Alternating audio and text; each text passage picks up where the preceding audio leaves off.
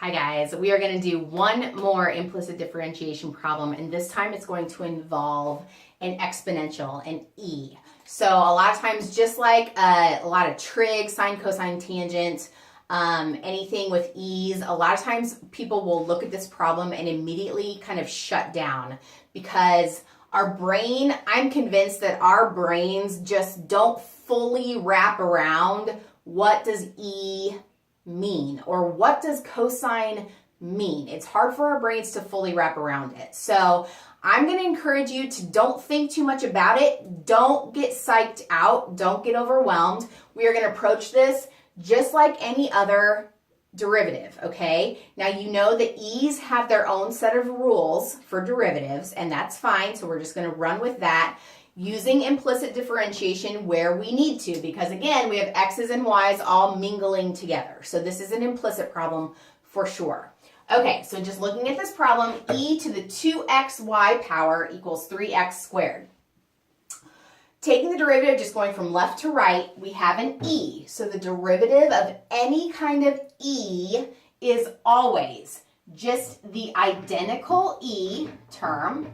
So that's e to the 2xy times the derivative of the power. The derivative of the power. So the derivative of the power is two things multiplied together, so that requires a product rule, correct? So we're taking the derivative of 2xy with a product rule. We take the derivative of the first, which is 2.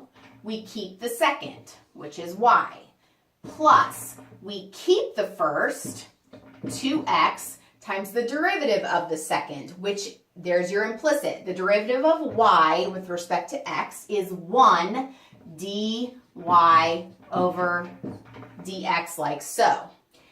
That is the derivative of the e term. Now we still have to carry this out, equals the derivative of 3x squared is just going to be 6x. All right, so from here on out, now we've taken the derivatives, now we just have to isolate that dy dx, get that thing all by itself. So how do we do that? Let's see, you have some options here. You could distribute the e to both terms. So, or you could just divide, right now you could just divide by e to the 2xy on both sides. So that goes away, and you're left with 2y plus 2x dy over dx equals 6x over e to the 2xy. And now it's a matter of subtracting 2y from both sides. Subtract 2y from both sides. And then same step, I'm going to do this carefully. Divide by 2x. So that gets you your dy dx all by itself. Dy over dx will equal 6x over e to the 2xy minus 2y all over 2x. And here again, you're running into an answer that is complicated algebraically. You have compound fractions, a fraction within a fraction, yada, yada, yada. At this point, like I said, hopefully they would just give you a point to plug in, an xy coordinate, plug in a number for x, plug in a number for y, and that will give you the value of the derivative of the slope of the tangent line at that point.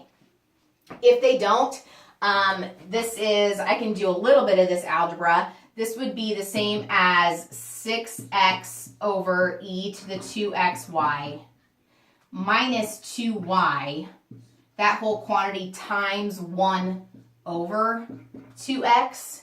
So then this 2x is going to carry out to both of the denominators, knowing that that's 2y over 1 times 2x, and so on and so forth. I'm going to let you carry it out from there. Like I said, with my students, they have online homework, so typically they can enter the problem just like this. It's a pain in the butt to enter into the online program, but if you can get that down, and then your other situations would be on an exam. If you have to match this with one of your multiple choice guesses, just doing some algebra, carrying the 2x over, hopefully that would get you far enough that you could be able to identify which of the choices is correct. So the calculus is one thing, And then getting the correct answer simplified down using algebra is a whole different ballgame. So you got to be good at both. Hopefully you're getting practice. And please just don't let this overwhelm you. You can handle this.